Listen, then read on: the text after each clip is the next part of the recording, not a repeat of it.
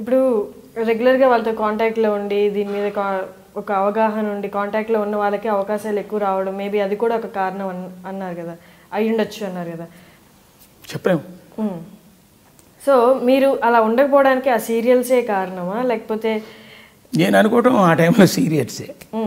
మరి తర్వాత అట్లా సీరియల్స్లో ఉన్న అదే దాంట్లో ఉంటారు కదా, వాళ్ళనే కలుస్తూ ఉంటారు, కానీ ఆ డిఫరెన్స్ ఎక్కడ వచ్చిందంటారు?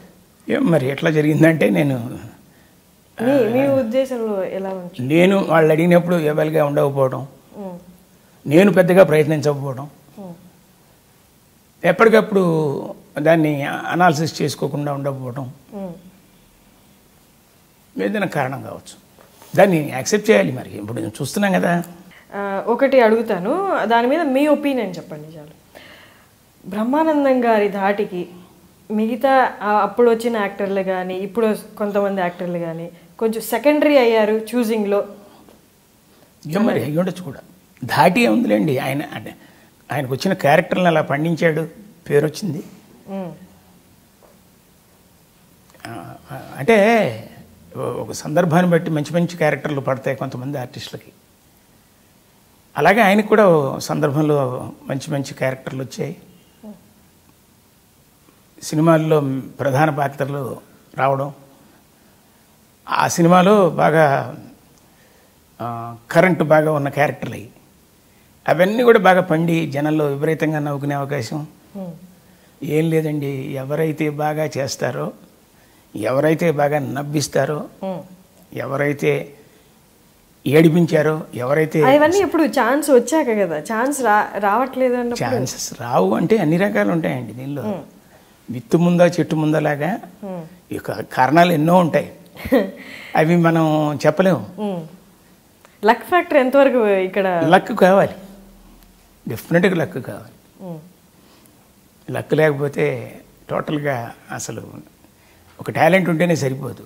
టాలెంట్ అండ్ లక్ రెండు రైలు పట్టాల మీద రెండు ఒకేసారి ప్రయత్నం చేస్తుండాలి, ప్రయాణం అవుతుండాలి. లక్ కావాలి.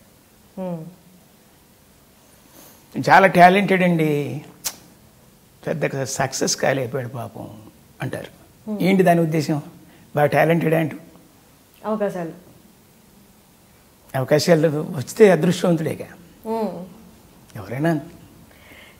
ఇక్కడ ఈ ఫీల్డ్లో సీనియర్స్ సుపీరియారిటీ చూపించడం కానీ, ఐదర్ కాస్టింగ్లో సినిమాకి తీసుకునేటప్పుడు కానీ, లేకపోతే సజెస్ట్ చేయడంలో కానీ అదని ఉంటుందా? అంటే మన దగ్గర వాళ్ళని సజెస్ట్ చేయడం అట్లాంటిది అలాంటిది లేదు. డైరెక్టర్ అనుకున్నదే చేస్తారు. ఇప్పటికీ లేదు, అప్పుడు లేదు. డైరెక్టర్ అంటే కొన్ని అవసరాలను బట్టి క్యారెక్టర్లోకి ఎన్నిక చేసేటప్పుడు మారుతుంటారు. రాజేంద్రుడు గజేంద్రుడు సినిమా చేసే టైంకి శుభలేఖ సుధాకర్ నేను వేసిన వేషానికి అడిగారు, ఆయన డేట్లు లేవంట. అలాగే బ్రహ్మానందం గారిని అడిగారు, ఆయనకి నేను నెలకు ఒక 5 రోజులు ఇస్తాను, 3 రోజులు ఇస్తాను ఏదో అన్నారు. అట్లా వాళ్ళందరినీ కాదని రైటరు చెప్పిన దానికి నన్ను పెట్టారు. రాజేంద్రుడు గజేంద్రుడు నిక్కర వేసుకుని హెయిర్ కట్ చేసుకుని ఏనుగులతో పాటు చిన్న గున్న ఏనుగులాగా నన్ను తయారు చేశారు. అలా పడ్డది, అది నాకు అదృష్టమైంది. సెంటిమెంట్ బాగుంది, పెట్టేశారు.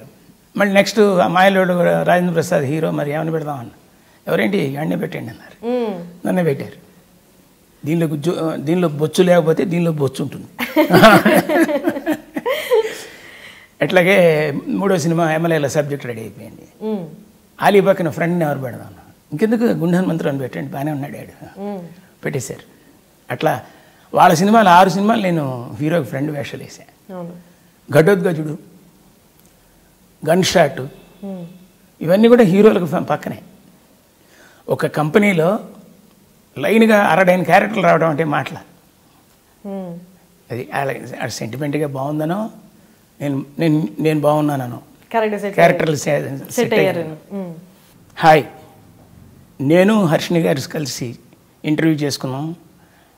ఎన్నో విషయాలు మీతో ముచ్చటించుకోవడానికి ఆవిడ చాలా బాగా అడిగారు. మీ రెస్పాన్స్ను కూడా మేము వినాలి, చూడాలి అంటే త్వరలో రాబోతోంది. విని ఆనందించండి, విని సంతోషించండి.